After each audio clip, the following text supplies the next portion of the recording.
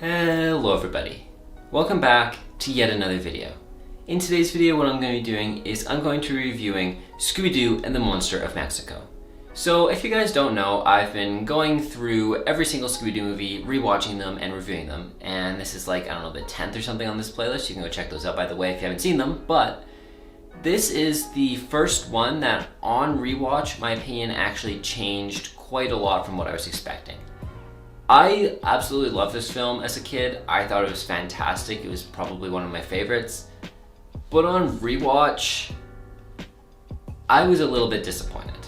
I was actually worried at the start of this that I was going to have this opinion with quite a few Scooby Doo movies, but this is actually the first one that I've had that opinion, so I'm thankful of that. But it's still kind of disappointing that this movie just doesn't hold up as well for me as some of the other ones did. Like, there's just so many problems that I see now that I didn't see as a kid. Like, for example, first off, the Chupacabra, because that is the main monster of this film. But he's hardly in it. He's teased in the cold open, and then you kind of like see a glimpse of him. And I really liked the cold open, first of all. Like, I thought that was fantastic. It was kind of scary. It introduced some of our main characters.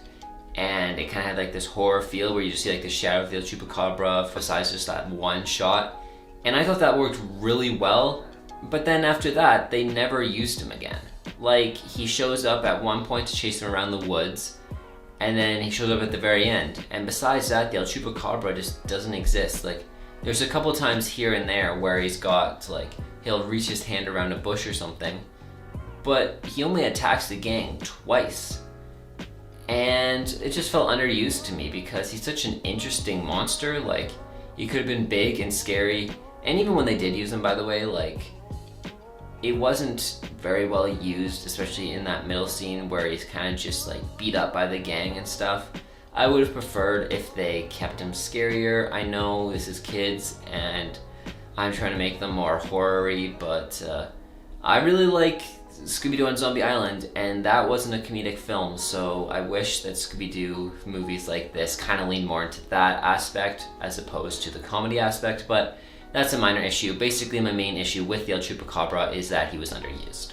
Another issue that I have with this film that I definitely didn't notice when I was watching as a kid is that they do a lot of stuff with the Aztecs, which are the indigenous people of Mexico.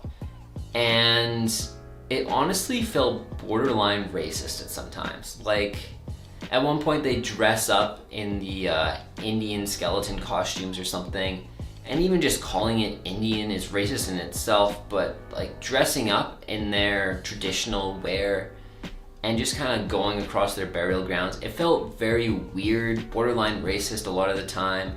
And then there's the whole Day of the Dead celebration, which isn't really racist. They're trying to pay homage to it, but they do so very disrespectfully in my opinion. Like, Scooby and Shaggy don't get the point of it, they're just there for the food. And then they kind of treat it as Halloween when I'm pretty sure it's not even close to that. Like, that two completely different holidays. Like, I'm obviously not from Latin America, so I could be completely wrong, but it did feel very disrespectful to me. And I know it sounds like I'm getting butthurt from other people and it's like, oh no, this doesn't concern you, but like, I don't know, it just felt weird to watch. Like, I don't know, they didn't do a very good job of showing the culture. I think if you want more Latin American stuff, go see Coco, because that handles it perfectly. All that Day of the Dead stuff is handled amazingly. This film doesn't really have the nuance to do it well. They're kind of focused on Scooby Doo, and that's fine, but I don't think that they should have tried to make it about the indigenous people and about the Day of the Dead and all those Mexican and Latin American cultures when they weren't actually going to go full out and do it properly. But that's just my opinion. So the last negative thing I have to say with the film is that it's kind of all over the place. The plot is almost not even a plot because things just kind of happen. Like, the gang shows up in Mexico, things attack, and then they kind of go off, and then there's just like this random side tangent of Daphne interviewing people that felt very weird and out of place. It's a little funny, but it's still out of place. And then they get back and all of a sudden all this stuff's happened. And then they kind of go on this side quest to like the ancient Mexican stuff, which again, cool scene, but it doesn't make any sense. Like, they try to explain in the end, like, oh, they're trying to get them arrested or something, but it just, everything happens and that's it. Like, they find that random guy, they talk to him, and then nothing happens after that. And like, story writing 101, cause and effect. You do something, and then then you're affected by it.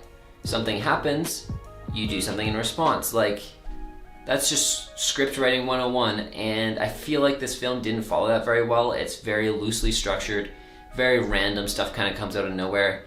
And don't even get me started on the smiley guy, because that also felt, even as a kid, that felt out of nowhere, where he's just wearing the skeleton costume randomly. Like, what? And just, it was quite random at several different spots, and I wish it was more structured. I didn't enjoy most of the stuff they did. It just kind of came out of nowhere and didn't really actually make a whole lot of sense. Okay, so I realized I've been saying a whole lot of negatives here, and that's because those are just the things that came to my mind while watching. I still enjoyed this film. There's a lot of good stuff going on. Like, I like the El Chupacabra, I like the Mexican setting. I just think it could have been done better. The one thing that they did do really great with this film, though, I will admit, is the music and the score. I think it's all fantastic. A lot of these Scooby Doo films have great music, especially during their chase sequences.